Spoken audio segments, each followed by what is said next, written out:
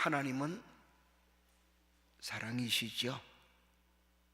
그래서 하나님은 온 인류를 사랑하시되 남녀노소 빈부귀천 차별 없이 사랑합니다. 그러나 차별이 있는 사랑도 있습니다. 그것은 일반 은총이라 말씀하는 일반적 사랑, 보편적 사랑이 있는데, 이것은 신불신, 하나님을 믿는 백성이나 아니나 다 같이 사랑하는 사랑을 가리켜 일반 은총, 일반 사랑 이렇게 말합니다. 대표적인 말씀이 요한복음 3장 10절에 16, 하나님이 세상을 이처럼 사랑하사, 그러는 보편적인 표현입니다. 그러나 하나님의 사랑은 특별한 사랑도 있습니다. 그 사랑은 예수 그리스도를 믿어서 하나님의 친백성이 되고 친자녀가 된 자들을 향한 사랑이죠. 이것을 가리켜 신학적으로는 특별 은총, 특별 사랑이라 그럽니다. 그래서 이 점에서는 하나님의 사랑은 확연히 다르고 차별이 있습니다. 하나님 백성이 아닌 자를 사랑하는 것과 하나님의 백성인 자를 사랑하는 것, 하나님 자녀가 아닌 자를 사랑하는 것과 하나님 자녀가 된 자를 사랑하는 사랑은 그 비교를 할 수 없는 큰 차이가 있는 줄로 믿습니다.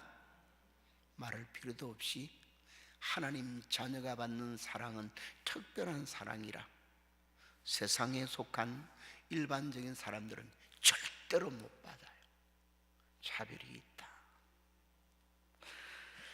오늘 우리가 읽은 성경 본문의 말씀은 그 유명하신 예수님의 기도 명령과 기도의 응답의 약속이 들어있는 말씀이죠. 구하라 그러면 주실 것이요, 찾아라 그러면 찾게 될 것이요, 문을 두드리라 그러면 열릴 것이니라. 구하는 이마다 얻고 찾는 이마다 찾게 되고 문 두드리는 이에게마다 열릴 것이니라. 이러면 시작된 말씀이에요. 이 말씀은 끝까지를 잘 읽어보면은 좁은 노미에서는 기도의 명령과 기도의 약속에 대한 교훈이지만은 넓은 의미에서 볼 때는 단순히 기도의 명령과 약속만이 아니라 하나님의 자기 자녀를 향한 사랑이 어떠한 것인가를 아주 자세하게 기도라는 매개체를 통해서 우리에게 빗대어 교훈해 주는 그런 말씀이 됩니다.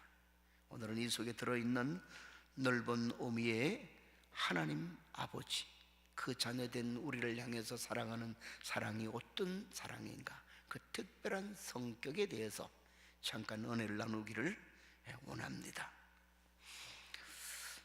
이 말씀을 우리가 자세히 읽어보면은 하나님께서 일반적인 세상 사람이 아니라 예수 그리스도를 믿어서 하나님의 자녀에게 베풀어 주시는 그 특별한 성격의 사랑을 세 가지로 짝짝짝짝 말씀을 하고 있어요. 첫 번째는 깊은 교통을 할 수 있는 사랑이다, 이렇게 말을 할 수 있어요. 우리 조금 전에 제가 소개해드렸던 7절 8절에 구하라 그러면 주실 것이요, 찾으라 그러면 찾을 것이요, 문을 두드리라 그러면 열릴 것이라 한 말은 앞서 말한 것처럼 기도와 기도에 대한 응답이죠. 이걸 조금 더 넓은 의미로 확대시키면은 기도하고 기도에 대한 응답은 뭘 가르쳐 주느냐?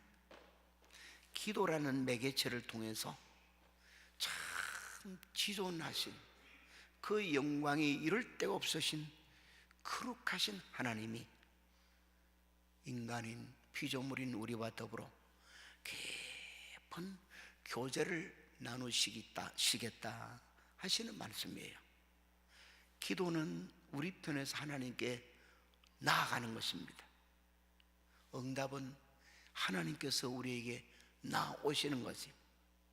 우리의 의사와 소원을 하나님께 올려드리는 것이 기도이면은 기도의 응답은 하나님의 뜻과 하나님의 은총을 우리에게 나뉘어주시는 것이죠.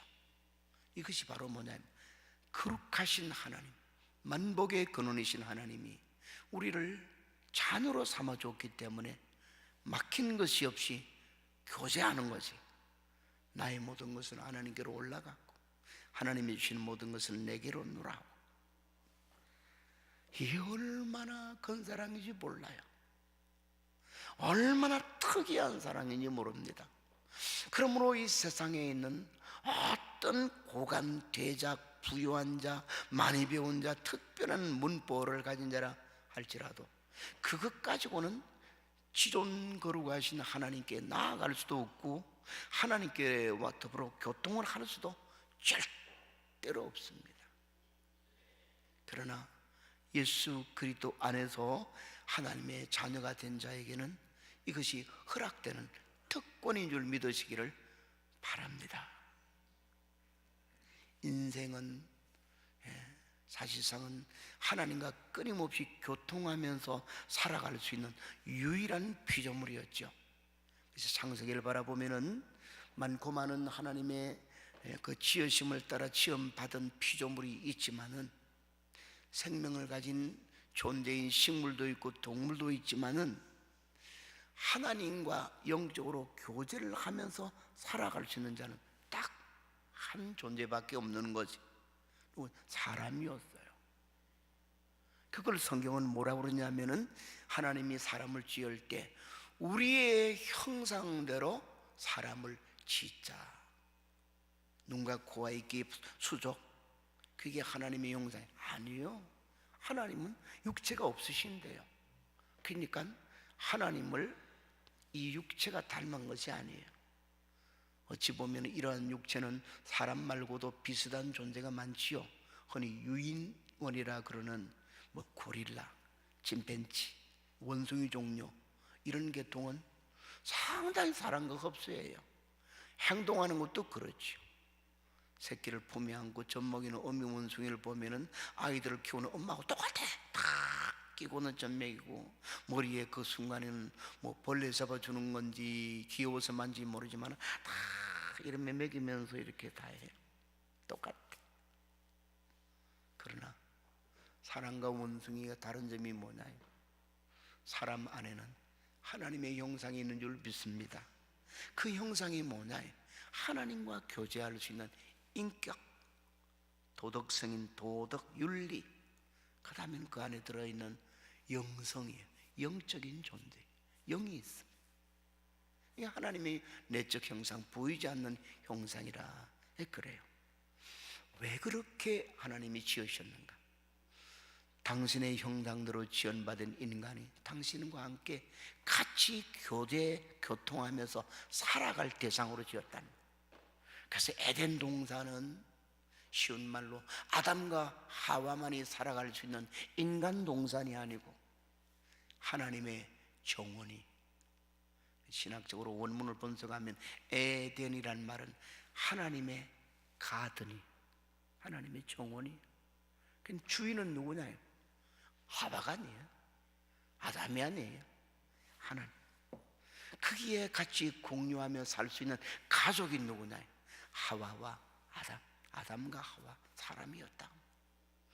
왜 에덴이 에덴이냐? 먹을 것이 많고 기후가 좋고 산소가 좋아서 천만에 그런 것도 잘 있었지만 하나님이 함께 하시며 같이 교제하고 그 동산에 하나님이 거니시면서 사람이 하나님과 교제하며 살 수 있었기 때문에 진정한 행복이 있었던 낙원이 된 줄 믿습니다. 그러나 인간은 범죄함으로 말미암아 에덴에서 쫓겨나요.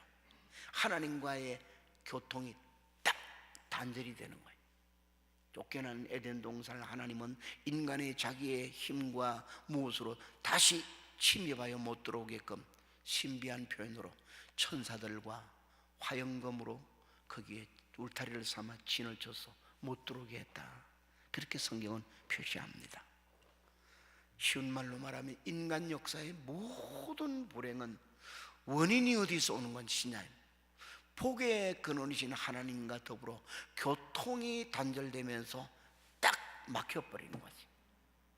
우리 영혼은 하나님의 형상대로 지음받았기 때문에 먹는 것, 입는 것, 우리가 가지고 쓰는 것, 이런 것이 다 구비되어도 허하는 것이에요. 여기가 다 비어서 왠지 모르게 쓸쓸해. 그래서 자살하는 사람도 가난하고 생애 불행한 아픔을 만나서 포기하고 싶어서 자살하기도 하지만은 때로는 정반대로 온 세상 사람들이 총애를 다 받고 가진 것이 막 썩어 넘치고 모든 것이 다 풍성해도 죽는 사람이 많아요. 그들의 일기장에 마지막 남기는 글이 뭐냐? 허무하다는 거예요. 이게 비었다는 거예요. 뭔가 모르게. 그게 뭐냐? 성경은 답하기를 그 영혼이 하나님이 없으므로 하나님과 단절됨으로 참된 만족이 없는 거지. 그런 우리들에게 하나님의 아들 예수님이 오셔서 떨어졌던 하나님과 우리 손을 십자가에서 양손 잡아 하나가 되게 하는 화목 제물이 되어 주신 줄 믿으시길 바랍니다. 거기서 나아가서 예수님을 믿고 예수님을 영접하여 살아가는 사람들에게는 요한복음 1장 12절이 말하기를 뭐라고 그러냐? 영접하는 자 예수 그리스도를 곧 그 이름을 믿는 자들에게는 하나님의 자녀가 되는 권세를 주셨다. 뭐 말은 길고 어렵습니다만 하나님 자녀가 되게 했다고 말이에요. 그 말이 뭐냐? 하나님의 노여움의 대상이었던 자가 마귀에게 속한 자가 되었다가 하나님의 자녀가 되었다는 것은 모든 친밀한 교제를 할 수 있는 신분, 권세를 얻게 하셨다는 말인 줄 믿으시길 바랍니다. 불화의 장벽이 무너지고 화해 그리고 교통할 수 있는 은혜를 주신 것이, 이게 사람과 사람 사이에 교통할 수 있는 가장 가까운 사이의 표현이 뭐냐? 부모와 자식 간. 제가 아파트에 살면서도 우리는 높은 층에 사니까 타고 올라오면은 그 라인, 양 라인에 사는 사람들을 한 1년 이상 살면 다 만나요. 젊은 분들도 만나고 노인 부부도 만나고 할머니 손주도 만나고 그러는데 저는 애들에 관심이 많아서 늘 보면은 키가 커다란 아빠에게 안겨가는 아이도 있고 키가 좀 작은 아빠에게 안겨가는 사람도 있고 보기에는 좀 어수룩하게 보이는 아빠 품에 안겨가는 아이들도 있고, 나는 세련되고 아주 뭐 좋은 직장에 다니는 것 같은 기름이 쫙 흐르는 아빠의 품에 안겨가는 아이도 있는데, 어쨌든 아빠가 어쨌든 간에 그 아빠의 품에 안겨있는 아이들은 어쩌냐면 안겨있으니까 사회에 가면, 직장에 가면, 다른 데 가면 그 양반을 조심스러워할 수 있는 대상인데도 아이는 전혀 그런 게 없어요. 아빠의 코도 만지고 뭐 귀도 만지고 때로는 뺨을 이렇게 문지르면서 말이 뭐 아빠라 그런지 모르지만 찌찌찌찌 이렇게 하면은 그래 참 신기하다. 이 부모와 자식 관계라는 게 얼마나 우선, 때로는 콧물 찍 나고 이런 지 손을 닦아가지고는 아빠 뺨에다가 바른 애도 다 있어. 이놈의 자식 어디다 더러운 것을 남의 뺨에 발라. 그런 아빠는 한 명도 못 봤어요 아직도. 뭐냐? 이게 교제라는 거지. 하나님이 우리를 당신의 자녀로 삼아준다는 것은 무슨 연고로도 하나님께 나올 때 넌 안 돼! 내치지 아니하시고 받아주시고 씻어주시고 고쳐주시고 싸매주시고 그 소리에 귀를 기울여 주신 주님이신 줄 믿습니다. 그 관계를 오늘 본문에서는 기도라는 매체를 가지고 표현을 하는 거예요. 구하라, 그럼 주신다. 네가 하나님께 아뢰라, 그러면 하나님은 아버지가 되어서 거기에 대해서 너를 지도하신다. 이런 말들이 돼요. 또한 우리 로마서 8장 15절에 가면은 이 친밀한 교통의 사랑을 나누게 했다는 말을 성령과의 관계에서 뭐라고 말해주냐? 무릇 하나님의 영으로 인도함을 받는 사람은 곧 하나님의 아들이라. 너희는 다시 무수하는 종의 영을 받지 아니하고 양자의 영을 받았으므로 우리가 하나님을 향하여 아빠, 아버지라 부르게 한다는 거예요. 기가 막힌 말이죠. 그러면 하나님께서는 이 기도를 통해서 우리에게 성령을 부어주시면서 그의 영을 충만케 하시며 우리 하나님을 향해서 어떤 상황이 돼도 아저씨 그러면 부르기에 미안합니다마는 아저씨 이럴 필요가 없이 그냥 뭐하게 한다는 거예요. 어린아이의 입장 같은 데서는 아빠라고 부르게 한다는 거예요. 그렇다고 또 주일학교에 가가지고는 지금부터 오늘부터는 기도할 때는 아빠 하나님 그러라 그 말이 아니에요. 성격으로 표시하면 나이 드신 분들이 표현은 아빠 그러지 않고 아버지 그런 것처럼 교통하게 하신다. 누구를 통해? 성령을 그 속에 넣어주셨어.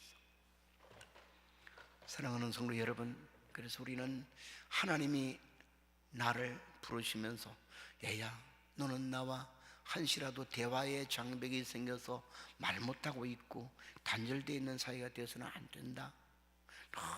늘 내게 이야기하라. 나는 늘 너에게 대답할 것이다. 그 말이 성경에 뭐라고 표시되느냐, 항상 기도하라. 쉬지 말고 기도하라. 범사에 기도하라. 그러면 하나님께서 거기에 대해서 응답을 하신다고 기도의 명령, 약속 주시는 줄 믿으시기를 바랍니다. 그래서 우리는 하나님의 자녀가 되어서 하나님과 교통, 교제할 수 있는 이 기도의 특권을 가졌다는 사실을 정말 중요하게 여겨야 되는 거지. 그러나 하나님과 교통을 나눌 수 있는 특권을 줬는데도 평생 가도 입을 벌려 아버지 하나님 하고 하나님을 부를 줄 모르고, 학교 갔다 와도 엄마 아빠 갔다 없습니다 소리도 안 하고 지방으로 들어가고 나하고 뭘 물어도 대답도 안 하고 이 주둥이만 툭 튀어나오는 애들을 보면은 이쁘게 보여요. 뒤통수 한 대 군밤 주고 싶은 생각밖에 안 나요. 그런 자식 같은 자식이 되어서는 안 된다. 그래서 예수님은 기도하라는 말로 한마디 딱 하고 말 수 있는 건데, 구하라, 찾으라, 두드리라 한 줄 또 했으면 되지. 그 다음 줄을 또 맞죠. 구하면은 주시고 찾느니면 찾게 하고 또 두드리면 열릴 것이니, 두 절에 반복을 하는 거예요. 똑같은 내용을. 두 번째는 하나님께서 그 자녀된 자에게 베푸는 특별한 사랑이 어떤 것이냐, 가장 좋은 것으로 주시기 원하시는 사랑이다. 이게 자녀를 향한 하나님 아버지의 사랑이. 본문 9절로 11절을 바라보면은 이 기도의 명령과 약속을 주시며 끝부분에 뭐라고 말하느냐, 이렇게 말해요. 너희 중에 누가 아들이 있는데 떡을 달라고 구하면 아버지에게 돌 주며 생선을 달라 하는데 뱀을 줄 자가 있겠느냐? 악한 자라도 좋은 것을 자식에게 줄 줄 알거든 하물며 하늘에 계신 너희 아버지께서 구하는 자에게 좋은 것으로 주시지 않겠느냐? 여러분, 혹시 여러분의 자녀 가운데 어느 날 배가 고파서 밥 한 그릇 주세요 그랬는데 흙 한 사발 퍼다가 이거나 먹어라 준 적이 있어요? 그렇다면 오늘부터는 부모 자격증 다 불러 태우고 자식 앞에 서지도 말아야 됩니다. 어느 날 자식이 양육할 때 고기 먹고 싶어요. 그런데 뱀을 한 마리 잡아가지고 던져주면 이놈이나 잡아먹어라 이런 적이 있어요? 말도 안 되는 소리죠. 부모는 먹을 것이 고뇌서 자기는 못 먹어도 자식은 먹이잖아요. 다 같이 음식이 조금 있어 먹어도 자기는 초라한 거 먹고 자식에게는 좋은 걸 먹이잖아요. 그게 이 세상에 천륜으로 엮어져 있는 부모의 애틋한 마음이죠. 참 기가 막히는 거지. 옛날 6.25 전쟁사에 나온 이야기를 바라보면 피난 가던 아줌마가 폭격의 폭탄에 의해서 그만 이 몸에 맞아 죽어가는데 그 품에는 아기가 있었어요. 그렇지만 그 아기는 엄마의 죽어가는 것을 모르고 엄마는 마지막 죽어가면서 이 아이가 내가 죽으면 아무것도 못 먹을 건데 싶어서 조금이라도 더 살도록 온몸에는 파편이 들어와서 죽어가는데 온몸에 피가 흐르는데도 자기의 젖가슴에는 아이로 하여금 젖꼭지를 물게끔 이렇게 붓고 죽은 이야기가 있어요. 그 아이를 데려다가 어떤 미국 군인이 데려가서 미국에서 키워서 목사가 된 이야기가 있고 선교사가 되어서 돌아온 이야기가 있어요. 이 실화의 이야기. 부모의 마음이죠.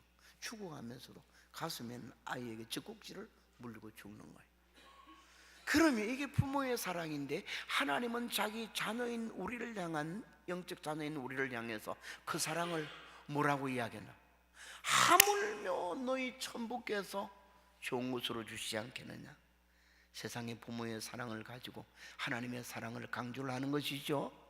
부모의 사랑은 아무리 애틋해도 능력에 한계가 있어요. 그래서 좋은 것으로 먹이고 싶으나 힘이 안 되면 못 먹이는 거예요. 좋은 것으로 입히고 싶으나 힘이 안 되면 못 입혀요. 끝까지 자기 생명을 대신에 지키고 싶으나 그럴 수 있는 능력이 없어. 그러나 하나님 아버지는 어떠합니까? 능력이 부족하십니까? 그 사랑이 부족하십니까? 그 지혜가 부족하시나요? 아니요. 어느 것도 부족함이 없는 완전하시고 온전한 사랑과 지혜와 능력의 아버지인 줄 믿으시길 바랍니다. 그러므로 그런 하나님이 당신의 친자녀된 우리를 향해서 베풀어 주시고 준비하였다가 공급해 주시는 것들은 가장 좋은 것인 줄 믿으시길 바랍니다.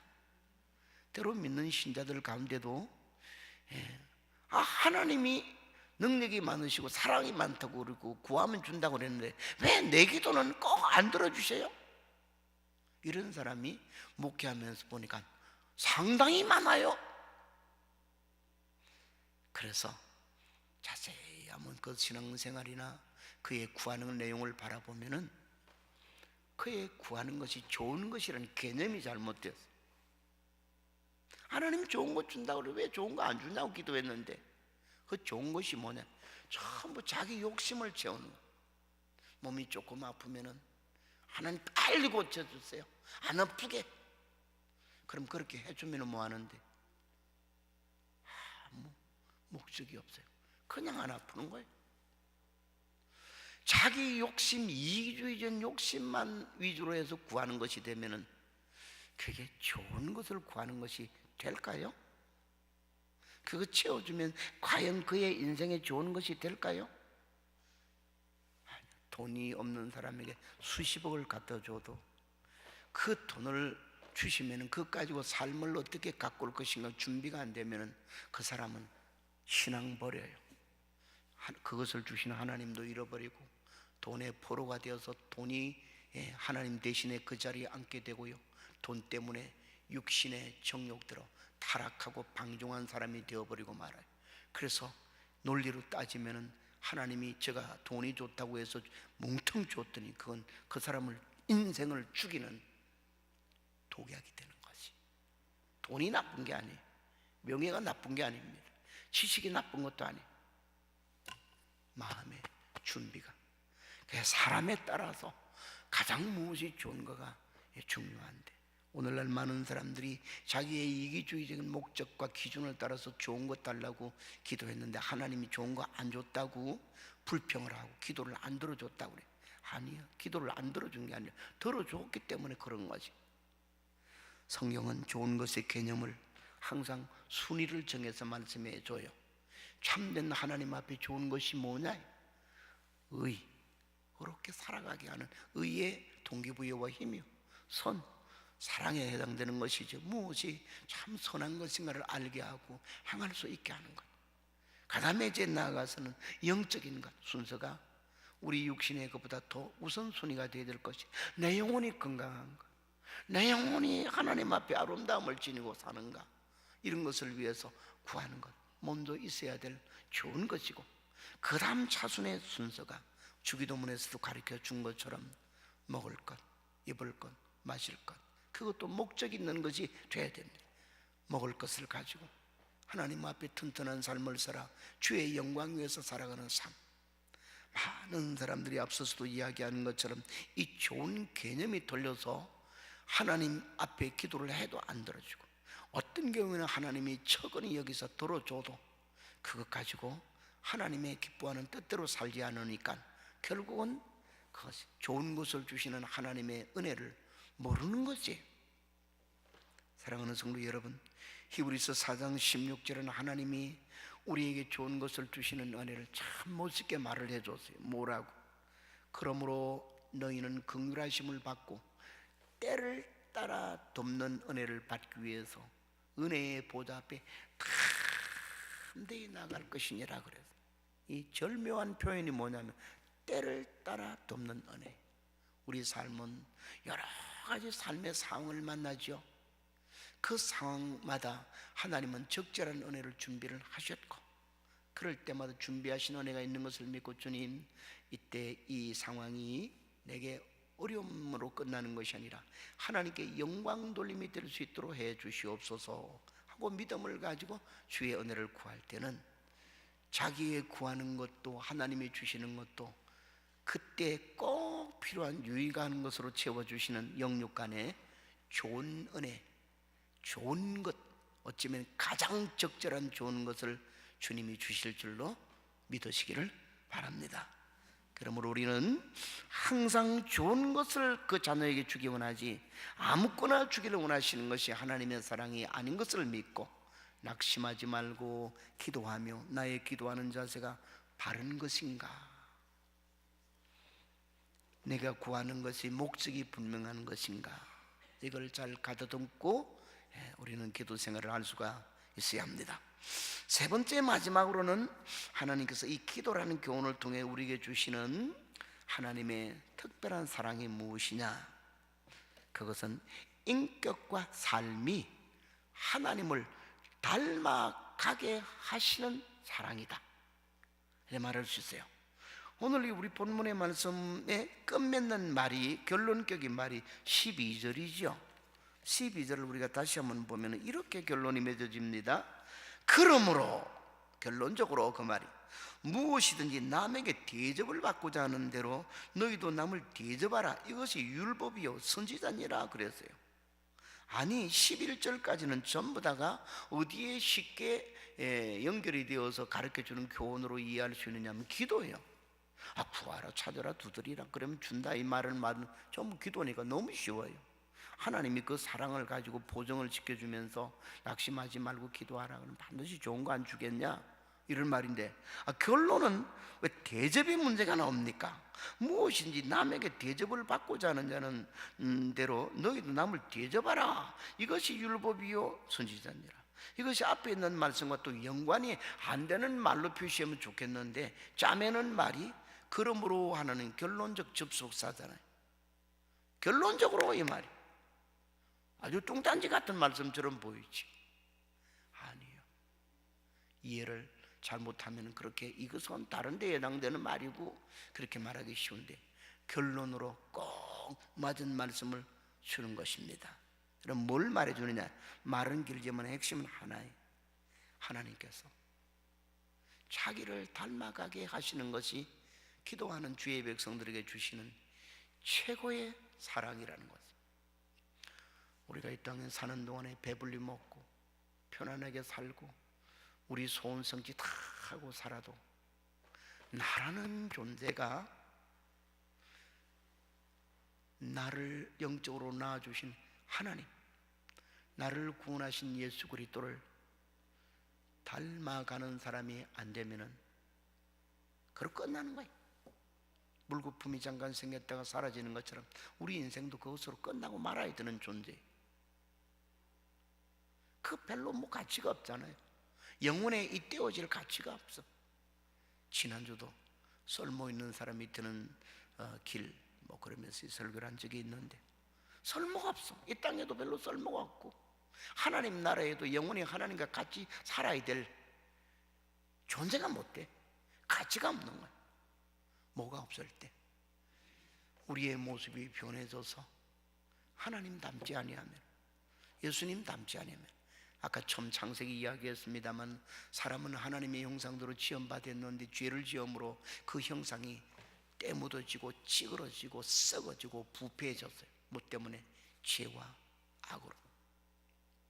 그래서 예수님을 통해 우리의 죄에서 사함을 받게 하고 우리에게 말씀과 성령을 주시며 끝까지 우리의 죽는 날까지 하나님이 우리 위해 역사하시는 모든 역사의 핵심이 뭐냐? 주님을 닮아가는 것이. 우리가 찬송 부른 것처럼 내 모든 소원, 기도의 제목, 예수를 닮기 원함이라, 그렇게 우리 찬송합니다. 왜 그러냐? 우리 로마서 8장 29절에 가면은, 28, 29절에 가면은 하나님께서 미리 우리를 예정하시고 택하셔서 우리를 불러주시고 구원하시는 이유는 그 아들의 형상, 예수님의 형상을 담게 하기 위함이라. 그리고 우리 베드로전서에 가면은 하나님이 이렇게 말해요.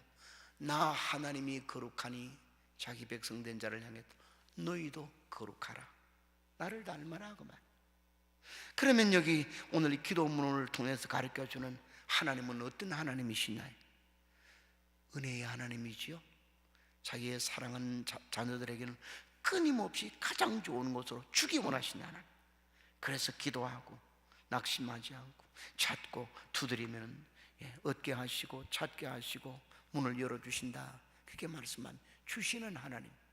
이 말을 다른 말로 표시하면 어떤 말이냐, 사랑의 하나님이라 그 말입니다. 한없이 은혜로우신 하나님이라 그 말. 하나님을 닮아가는 사람이 되라는 말을 간접적 표현으로 한 것이 너희도 누구에게 대접을 받고자 하면 대접하라 그랬어요. 여러분, 사랑은 받기만 하는 것이 사랑이 아니에요.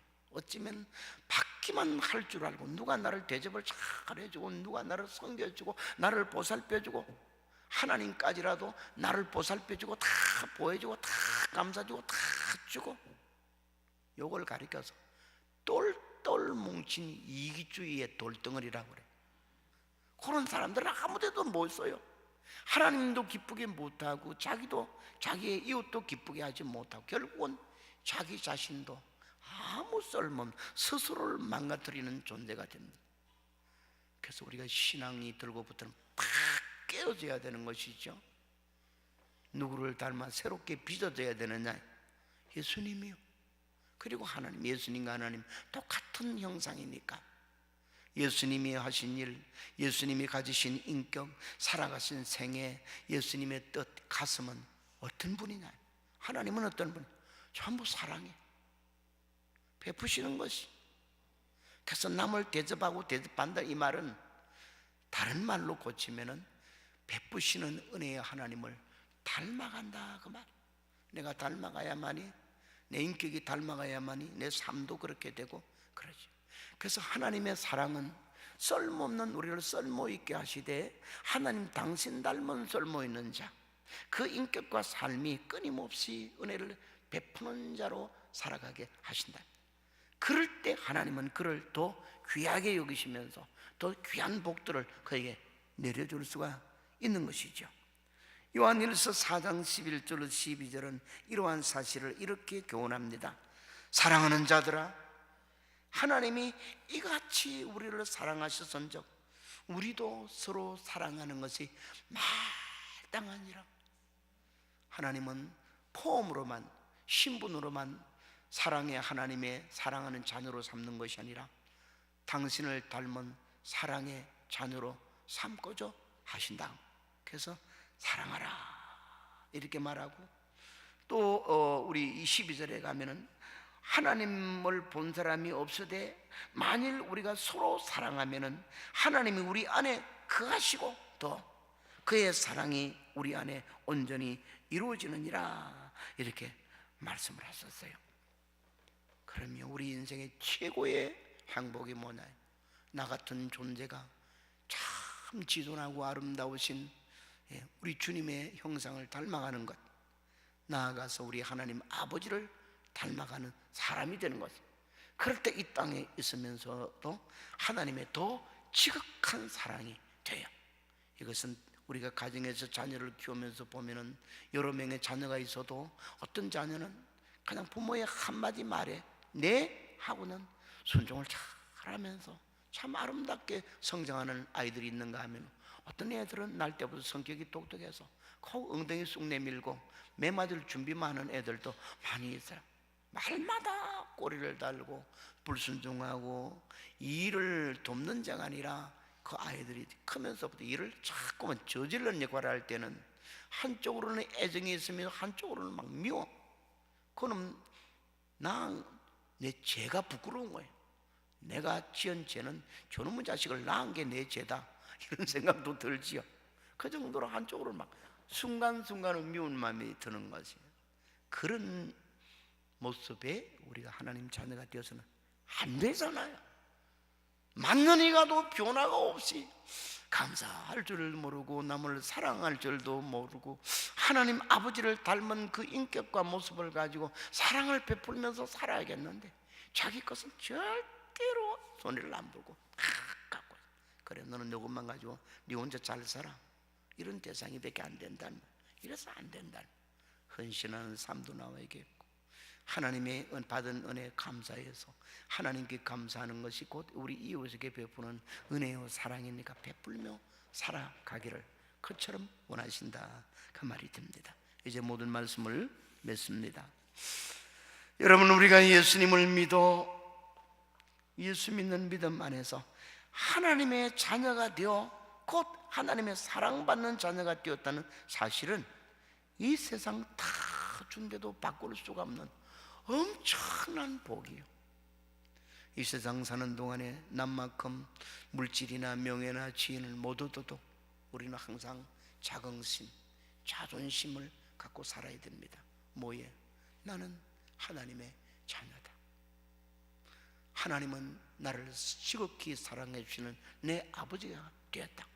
이 사실이 얼마나 떳떳한 건지 이것 때문에 어깨를 탁 펴고 이것 때문에 감사의 눈물이 놀라고 이것 때문에 길을 가거나 무슨 일을 해도 좀 어려운 삶의 삶 하나님 감사합니다. 내 아버지가 되시니 감사합니다. 하나님 감사합니다. 나는 하나님의 사랑받는 자녀가 되었으니 감사합니다. 기뻐할 수 있기를 바랍니다. 그러면서 오늘도 하나님의 보여주시는 이 특별한 자녀를 향한 사랑에 대해서 우리는 반응을 할 수 있어야 됩니다. 어떻게? 그 사랑을 보이시는 것은 그 사랑의 품 안으로 깊이 우리를 불러들이는 것입니다. 그래서 앞에서 이야기를 드린 것처럼 나와 교제하자 그럴 때는 기도로 깊이 교제하는 자리로 나아갈 때 하나님 주신 특별한 사랑의 첫 번째 반응이고 하나님이 좋은 것으로 주신다 하는 것에 대해서는 우리가 하나님 주신다고 하셨사오니 어떤 일에도 낙심하지 아니하고 항상 기도로 사소한 일에도 기도로 하나님께 아뢰고 나아가는 자세며 또 당신의 모습을 닮아가게 하기를 원하시는 주님 앞에는 주님의 뜻을 내 가슴에 품어 내 뜻이 되게 하고 주님이 원하시는 삶의 생의 모습이 내 모습이 될 수 있도록 노력해가는 순종의 자세가 될 때 우리 주님이 우리를 향하신 특별한 사랑은 더 아름답게 꽃피고 더 힘있게 열매가 맺어지는 풍성함이 있게 될 줄 믿습니다. 기도하겠습니다.